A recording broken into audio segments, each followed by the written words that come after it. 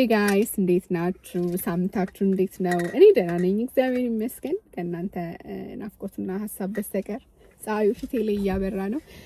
በትላንትናው ዕለት እንግዲህ የስዊዘርላንድ ሪፈረንደም ተካሂዷል። ከዚህ ቀደም ነግሬያችሁ ነበረ። ስዊዘርላንድ የሀገሪቷን ፖፑሌሽን በ10 ሚሊዮን ለመግታት ሪፈረንደም ታካሂዳለች እና ይሄ ሪፈረንደም ከጸደቀ ደግሞ የኢሚግራንቶችን ሁኔታ እንዲሁም ደግሞ ስዊዘርላንድ ቤተሰብ ያላችሁ ፕሮሰስ ለማድረግ መንገድ ላይ ያላችሁ ሰዎች ከይዛችሁ ጥያቄ ውስጥ እንደሚገባ ቪዲዮ ሰርቼላችሁ ነበረ። እንግዲህ በትላንትናው ዕለት ይሄ ሪፈረንደም ተካሂዷል። ስዊስ ፒፕል ፓርቲ ነው ኢኒሼት ያደረገው።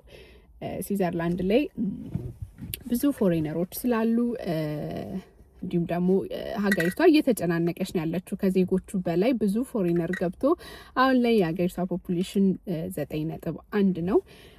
ስለዚህ የሀገሪቷን ፖፑሌሽን በ2050 ላይ ሊሚት አድርገን 10 ሚሊዮን ላይ እንክታው የሚል ሀሳብ ተነስቶ ፔቲሽን አፈራርመው እንግዲህ ወደ ሪፈረንደም ቀርቦ ነበረ። ስለዚህ ይሄ ሪፈረንደም በትላንትናው ዕለት 55% በሆነ ኖ በሚል የብልጫ ድምጽ ሙሉ ለሙሉ እንግዲህ ቀርቷል ማለት ነው። ምክንያቱም እነዚህ ኖ ብለው አይዲያ ሲያነሱና ሪጀክት ሲያደርጉ ሲቃወሙ የነበሩት አካላት ሶሻል ዲሞክራቲክ ፓርቲዎች ናቸው። ደስታቸውን እየገለጹ ነበረ። ምክንያቱም ኖ ብለው ደግሞ እያቀረቡ የነበሩት ሪዝኖች ምንድን ናቸው? ስዊዘርላንድ ውስጥ በተለያዩ ሴክተሮች ላይ ፕሮፌሽናል ሆነው እየሰሩ ያሉት አብዛኞቹ ፎሬነሮች ናቸው። ስለዚህ ይሄ ውሳኔ አፕሩቭ ከተደረገ የነዚህ ፎሬነሮች ፊውቸር ጥያቄ ውስጥ እንደሚገባ በማንሳት እንዲሁም ደግሞ ሀገሪቷ ያው ስዊዘርላንድ የዩሮፒያን ዩኒየን አባል ባትሆንም የምትጠቀመው ቪዛ እንዲሁም ደግሞ የተለያዩ የኢሚግራንት የስደተኞች ጉዳዮች ላይ ሼር በማድረግ እና የጋራ ዶክመንት በማዘጋጀት ነው ከዩሮፓ ሀገራት ጋር የምትሰራው አብራና። ስለዚህ ይሄ ከዩሮፒያን ዩኒየን ጋር ያላት ሪሌሽንሺፕ ጥያቄ ውስጥ ይገባል። እንዲሁም ደግሞ ከተለያዩ ሀገራቶች ጋር ያላት ዲፕሎማሲያዊ የሆነ ግንኙነቷ ጥያቄ ውስጥ ይገባል በማለት ሲቃወሙ ቆይተዋል። ሌላው ደግሞ ያው ቀደም ብዬ እንደነገርኳችሁ ስደተኛ ላይ ሚኖራት አቋም ያው ጠንከር ይላል ማለት ነው። ስቲል ስዊዘርላንድ በጣም ከአውሮፓ ውስጥ ቪዛ ለማግኘት እንዲሁም ደግሞ ከመጣችሁም በኋላ በምንም መታችሁ ከመጣችሁም በኋላ ደግሞ ፐርሚት ለማግኘት በጣም የምትቸገሩበት ሀገር ናት ስዊዘርላንድ እና ጭራሽ ደግሞ ይሄ ፕሮፖዛል ይሄ ሪፈረንደም አፕሩቭ ከተደረገ ከዚህ በኋላ የስደተኞች ፊውቸር ምንድን ነው የሚለውን እያነሱ ኖ በማለት እየተከራከሩ ነበረ። እንግዲህ ኖ የሚለው ድምጻቸው ጸድቋል።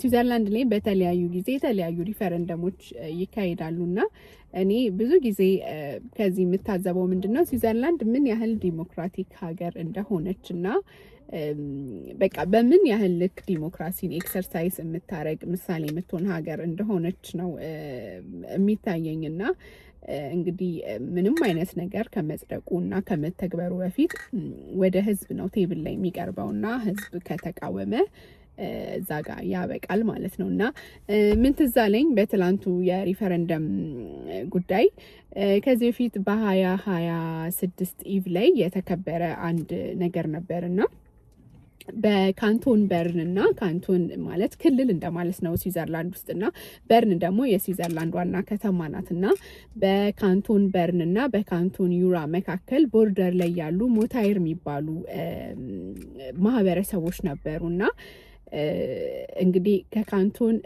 በርን ጋር ነበረ የሚቆጠሩት ከዚህ በፊትና ከዛ በኋላ ከካንቶን በርን ወጥተን ወደ ካንቶን ዩራ ከዩራ ጋር ነው መጠቃለል የምንፈልገው ብለው ሀሳብ አመጡ። ዘን ሀሳባቸው ፒቲሽን አፈራረሙ። ከዛ በኋላ ፕሮሰሶችን አልፎ ሪፈረንደም ላይ ተቀመጡ ማለት ነው። እና በዚህ ሪፈረንደም ላይ እንግዲህ የበለጠው ድምጽ ምንድን ነው? ከካንቶን በርን በፊት ከነበሩበት ከሚቆጠሩበት ክልል ወጥተው ወደ ካንቶን ዩራ ትራንስፈር እንዲያደርጉና በዛ ከካንቶን ዩራ ጋር እንዲቆጠሩ የሚለው ሀሳብ የሪፈረንደሙን ብልጫ አገኘ ማለት ነው። ከዛ ምንም መንግስት ኢሚዲየትሊ ነው በቃ አክሽን የወሰደው።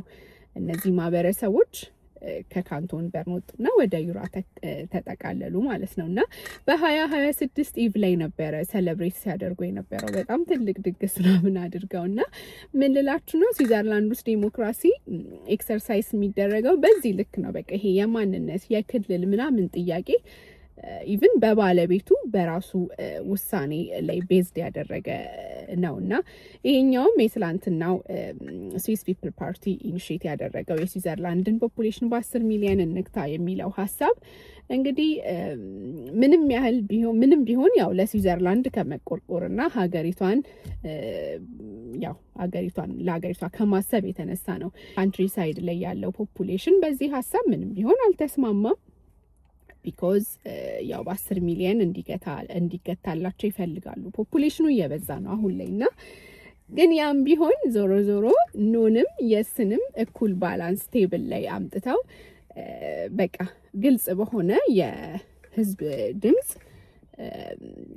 ውድቅም ያደርጋሉ ያጸድቃሉ ማለት ነው። እና ከስዊዘርላንድ ሀገራችን ብዙ ነገር ብትማር ደስ ይለኛል። ያው ደግሞ እናውቃለን ሲቪክስ ላይ ተምረናል። ስዊዘርላንድ ፌዴራል ሲስተምን የምትጠቀም ዲሞክራቲክ ሀገር ናት እየተባልን እና ኢትዮጵያ ደግሞ ብዙ ስዊዘርላንድን እንደ ምሳሌ የምትጠቅሳት ሀገር ስለሆነች አይ ሆፕ እንግዲህ ፎር ፊውቸር ብዙ እንማራለን፣ ብዙ እንጠቀማለን፣ ብዙ ደግሞ ስዊዘርላንድ ኤግዛምፕል ትሆናለች ብዬ አስባለሁኝ። ከምሽት ይሁንላችሁ። እኛ ጋር ኦልሬዲ መሽቷል። እንደምታዩት ግን ፀሐይዋ ላይ እያበራች ነው። ስንት ሰዓት ነው አሁን? ኦልሬዲ እኛ ጋር ለ8:10 ጉዳይ ነው ማለትም ከምሽቱ 2 ሰዓት እየሆነ ነው ማለት ነው። ግን እንደዚህ ነው በቃ ሰመር ላይ ፀሐይ ነው ያቃጠለኝ ነው። ደህና ደሩ። ሰላም ቆዩኝ ባይ